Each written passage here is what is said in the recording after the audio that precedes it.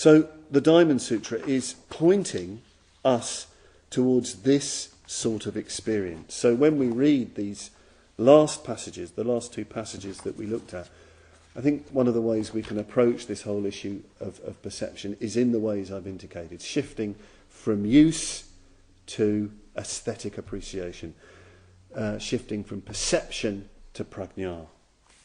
And why these sections had, remember, because Subhuti in these bodhisattvas, no perception of a self takes place, no perception of a being, no perception of a soul, no perception of a person, nor do these bodhisattvas have a perception of a dharma or a perception of a no dharma. No perception or non-perception takes place in them. So in your practice of appreciation, notice that there's no perception or non-perception. And why? If Subhuti, these bodhisattvas, should have a perception of either a dharma or a no dharma, they would thereby seize on a self, a being, a soul, or a person. And why? Because a bodhisattva should not seize on either a dharma or a no dharma. Therefore, this saying has been taught by the Tathagata with a hidden meaning. Those who know the discourse on dharma as like unto a raft should forsake dharmas, still more so, no dharmas. So I hope that little discussion of perception has given you perhaps a little way into those passages. We transcend using through appreciative, loving, aesthetic awareness.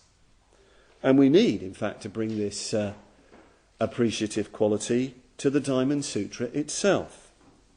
It's good and it's important that we try to understand this sutra, and it's good and it's important that we try to see its practical value and implication.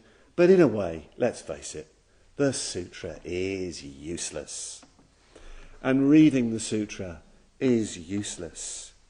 The sutra is not a scientific manual. It's not going to help us mend cars. Although I'm sure somebody could get that out of it. The whole world's in this sutra. And it's definitely not like the Bible. It's not full of commandments and so on. Try to read the sutra if you're kind of struggling with it. Try to read it as you would a poem. Just kind of let go into it. Try to be light with it. Sit loose to it. Try to imagine it. And then interesting things maybe can start to happen. And this brings us to chapter 7 of the sutra. So let me read chapter 7. I'm not sure what page this is on in Wisdom Beyond Words, but it goes like this. The Lord asked, "What do you think, Subhuti? Is there any dharma which the Tathagata has fully known as the utmost right and perfect enlightenment? Or is there any dharma which the Tathagata has demonstrated?" Subhuti replied, "No, not as I understand what the Lord has said." And why? This dharma which the Tathagata has fully known or demonstrated, it cannot be grasped, it cannot be talked about. It is neither a dharma nor a no dharma. And why? Because an absolute exalts the holy persons. So here the Buddha puts a question to Subhuti. Remember, at the end of the last chapter, he's spoken about bodhisattvas not perceiving a self, a soul, a person, a being, not perceiving dharmas or no dharmas. All perceptions and conceptions are dissolved. Here he, as it were, pushes on. If true of the Buddhas, it must be true also of the Buddha himself and the enlightenment that makes him a Buddha.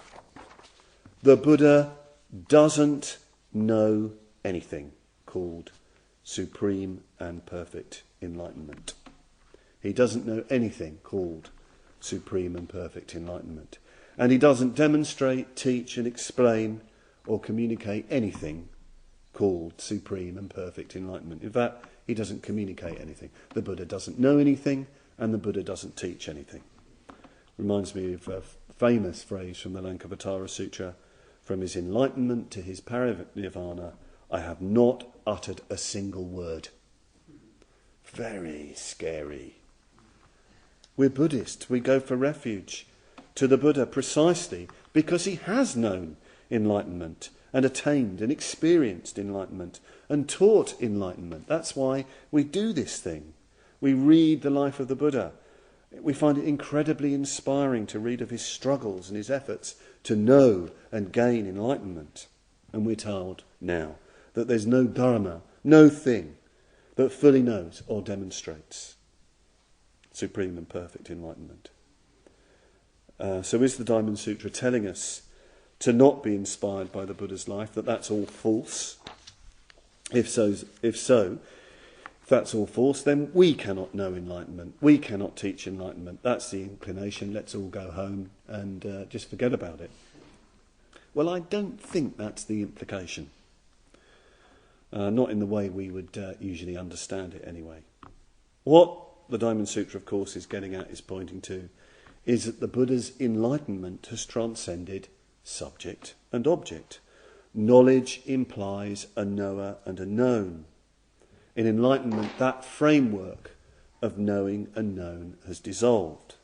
So you cannot grasp it, you cannot teach it. If you can grasp it, if you can teach it, it's not enlightenment, it's a falsification. People try to deal with this by saying, oh yeah, but enlightenment's an experience. Okay, it's not knowing something or grasping something, it's an experience. Well, you've got the same problem. Experience implies the thing experienced and the experiencer. You're in the same territory. Or people say, yeah, but okay, it's not experience, but it's like a taste. Yeah, same problem. If you have taste, you have the thing taste and the taster. It's still in that subject-object framework. Of course, as soon as you speak, as soon as you think, you're in that framework. You're in that framework. You're not in the truth. You're not in reality.